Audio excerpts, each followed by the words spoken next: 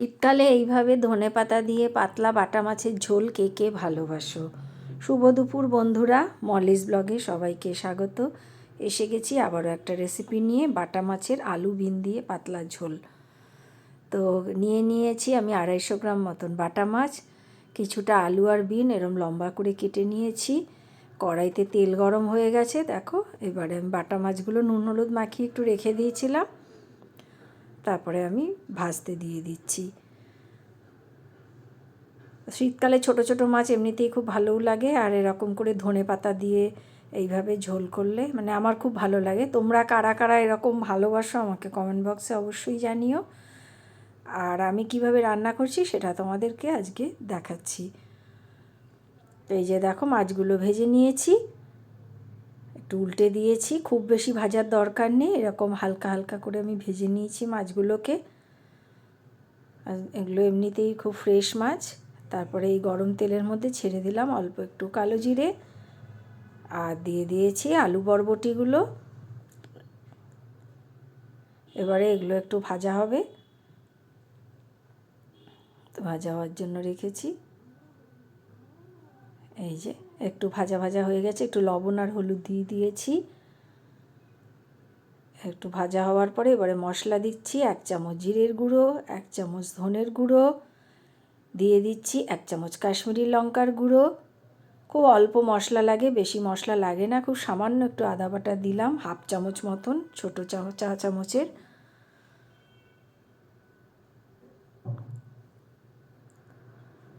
এবারে এই মশলাটা কষা হবে, অল্প একটু জল দিয়ে দিয়েছি, গ্যাসটা মিডিয়াম হিটে রয়েছে। তো মশলাটা কষা হোক, মিনিট 5 নাড়াচাড়া করলেই কষা হয়ে যাবে।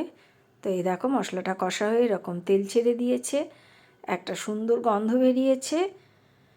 আর আমি মাছের ঝোলে জল একটু গরম করে দিই, তা আমি যে জলটা গরম করে দিয়ে দিয়েছি। তোমরা যে যেমন ঝোল খাবে সেই আন্দাজে জল দেবে। এবারে আমি ভাজা মাছগুলো এর মধ্যে ছেড়ে দেবো।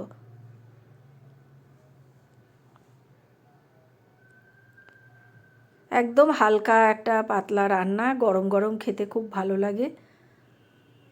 এই ঝোলটা তোমরা একবার বানিয়ে খেয়ে দেখো, আশা করি তোমাদের ভালো লাগবে। আর আমার এই রেসিপি মতন যদি বানাও তো খেয়ে তোমাদের কেমন লাগলো আমাকে অবশ্যই জানিও।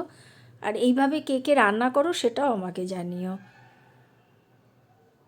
আমি যেভাবে বানাই আমার রান্নাটা তোমাদের সঙ্গে শেয়ার করলাম।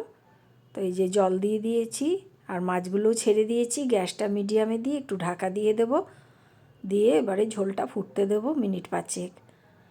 তো দেখো 5 মিনিট পরে এই যে ফুটে গেছে, আলুটা বিনটা সব সেদ্ধ হয়ে গেছে। এবার আমি কিছু কাঁচা লঙ্কা চিড়ে দিয়ে দিলাম, তোমরা যে যেমন ঝাল খাবে সেরকম কাঁচা লঙ্কা চিড়ে দিয়ে দেবে। তো আমার রান্নাটা হয়ে গেছে, তৈরি হয়ে গেল আলু বিন দিয়ে পাতলা বাটা মাছের ঝোল। আর এবারে আমি গ্যাসটা বন্ধ করে দেব, বন্ধ করে তারপরে এই যে ফ্রেশ ধনেপাতাটা দিয়ে দেবো। ধনেপাতা দিয়ে এরকম পাতলা ঝোল বেশ ভালো লাগে। তো গ্যাস বন্ধ করে ধনেপাতাটা দিয়ে এবার 2 মিনিট স্ট্যান্ডিং টাইমে রেখে দিলাম। ভিডিওটা ভালো লাগলে please like share and subscribe করে দিও।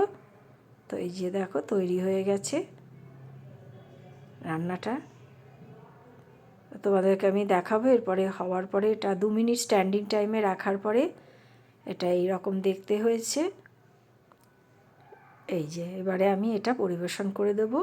ভিডিওটা আজকের মতন এখানেই শেষ করলাম। তোমরা সবাই খুব ভালো থেকো, টাটা।